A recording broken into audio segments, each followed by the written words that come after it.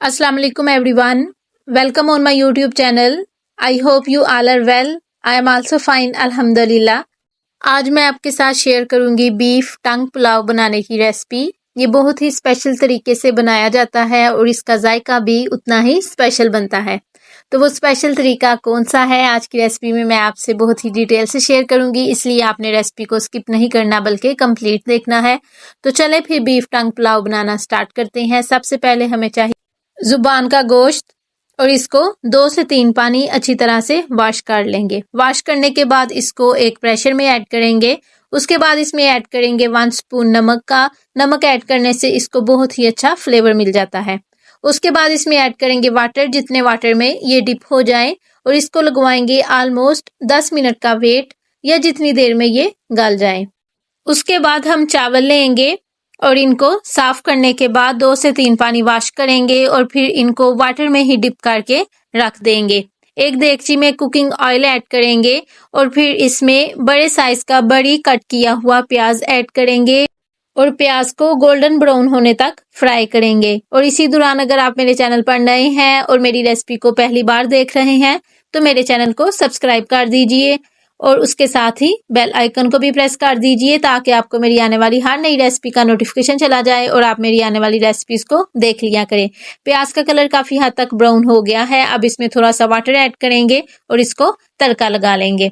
इसके बाद फ्लेम को लो कर लेंगे और इसमें लहसुन, अदरक, सब्ज मिर्च का पेस्ट और 2 बड़े साइज के बड़े टमाटर ऐड करेंगे। इसके साथ ही इसमें 2 स्पून नमक, 1 स्पून लाल कुटी हुई मिर्च, 1 स्पून बिरयानी मसाला जो कि बहुत ही स्पेशल होममेड है और इसकी रेसिपी भी मैंने आपसे बहुत डिटेल से शेयर की हुई है। आपको मेरे चैनल पर इसकी रेसिपी मिल जाएगी। 1/4 स्पून इसमें ऐड करेंगे हल्दी और उसके बाद इसमें ऐड करेंगे 1/2 स्पून जीरा, 1/2 स्पून सूखा धनिया और 1/2 स्पून काली साबुत मिर्च का। इसके बाद फ्लेम को मीडियम कर लेंगे और सब मसालों की इसमें ऑलमोस्ट 5 मिनट तक अच्छी तरह से बुनाई करेंगे।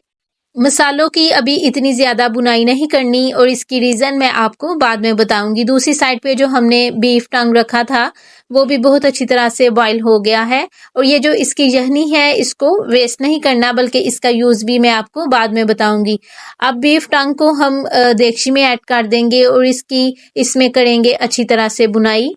बेसिकली पुलाव का जो असल टेस्ट है वो यहीं पर इसकी बुनाई से ही बनेगा, बल्कि जितनी भी हम डिशेस बनाते हैं उन सब का टेस्ट उसकी बुनाई से ही निकलता है, इसलिए बुनाई करते हुए कंजूसी ना किया करें।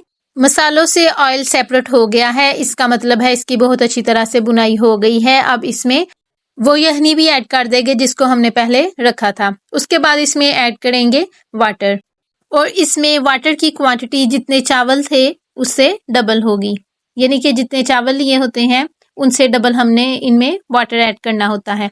अब इसको डाम के रख देंगे जब तक कि इसका वाटर बॉईल हो जाए। वाटर बहुत अच्छी तरह से बॉईल हो गया है। अब इसमें चावल ऐड कर देंगे और इसको फुल फ्लेम पर डाम के रख देंगे जब तक कि वाटर ड्राई ना हो जाए। वाटर ऑलमोस्ट ड्राई हो गया है। अब इसमें ऐड करेंगे येलो फूड कलर जो कि चावलों को बहुत ही अच्छा कलर देगा। उसके बाद चावलों को ऑलमोस्ट 5 मिनट के लिए दम पर रख देंगे और हमारे बहुत ही ज़्यादा टेस्टी बीफ टंग पुलाव तैयार हो गया है। ये बीफ टंग पुलाव बनाने की बहुत इजी रेसिपी है और इसका जायका भी बहुत अच्छा बनता है।